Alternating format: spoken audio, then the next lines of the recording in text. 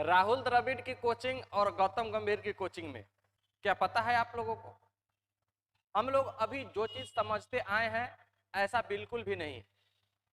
Generally अगर हम लोग बाहर से देखते हैं गौतम गंभीर और राहुल द्रविड़ को, तो हम लोग यही कयास लगाते हैं, यही उम्मीद लगाते हैं कि गौतम गंभीर एग्रेसिव है और राहुल द्रविड़ शांत है।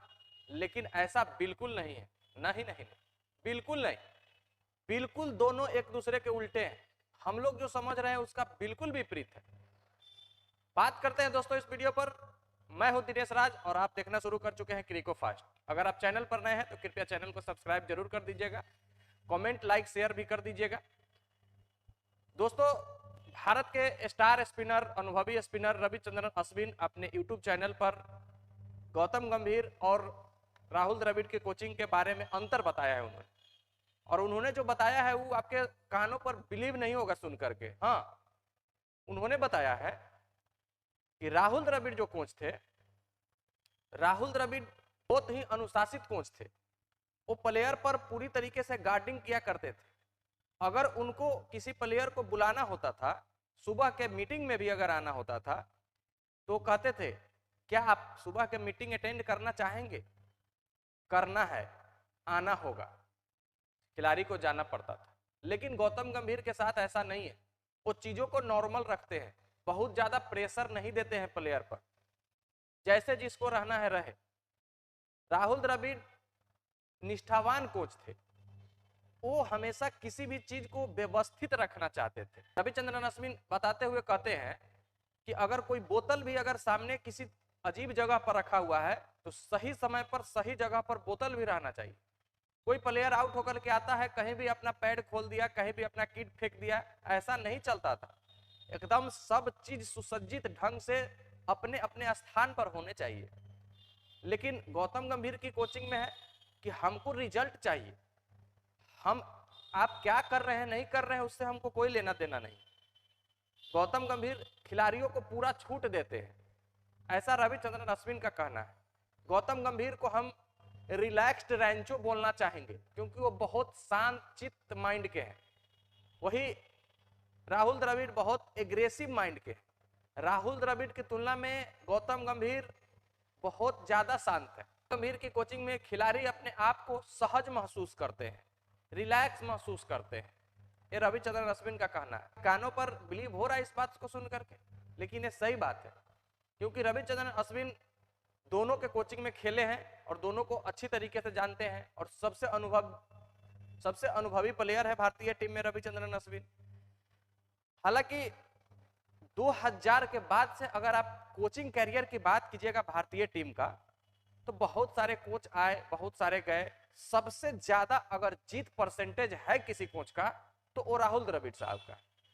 गौतम गंभीर साहब तो अभी हाल फिलहाल दूसरा उनका सीरीज है कोचिंग कैरियर का, क्योंकि इससे पहले वो एक श्रीलंका वाली सीरीज पर गए थे और एक अभी बांग्लादेश के खिलाफ जो सीरीज चल रहा है इस सीरीज में आए हैं।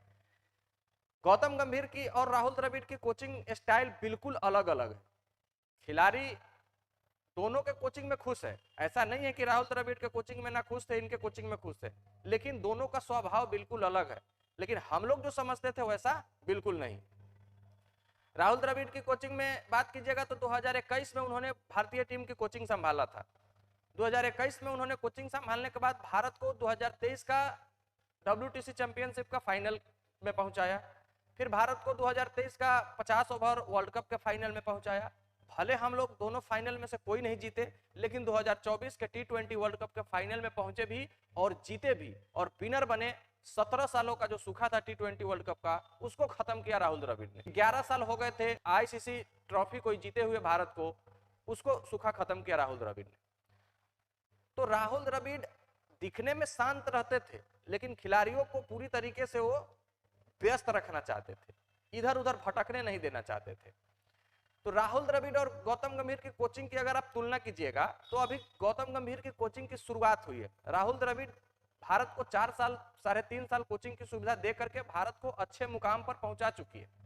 71.35 जीत का प्रतिशत है राहुल द्रविड़ के कोचिंग में, जो 2000 के बाद से सबसे किसी भी कोच से सबसे ज्यादा है।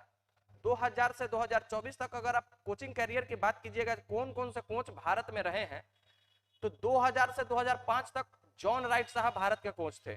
जिस समय सौरव गांगुली का दौर चलता था, उस समय जॉन राइट साहब कोच थे जो न्यूजीलैंड से बिलोंग करते थे। 2005 से 2007 तक ग्रेग चैपल कोच थे, ऑस्ट्रेलिया से बिलोंग करते थे। जिस समय राहुल द्रविड़ और सौरव गांगुली में दोनों के बीच मतभेद पैदा हो गया था, और 2007 का जब 50 ओवर वर्ल्ड कप भारत हारी थी बुरी तरीके से, उस समय कोचिंग ग्रेग चैपल साहब को हटाया गया था भारतीय टीम के कोचिंग से, और भारत 2007 का वर्ल्ड कप बिना कोच के गई थी साउथ अफ्रीका खेलने, और वहां से जीत कर आई थी महेंद्र सिंह धोनी की कप्तानी में, बिना कोच के। कोई नहीं कोच था उस समय। फिर जब वहां से भारत जीत करके लौटी, 2008 में जो कोच बने भारत के, गैरी करस्टन साहब बने, और वो 2011 के वर्ल्ड कप जीतने के बाद भारतीय कोचिंग टीम से इस्तीफा दिए।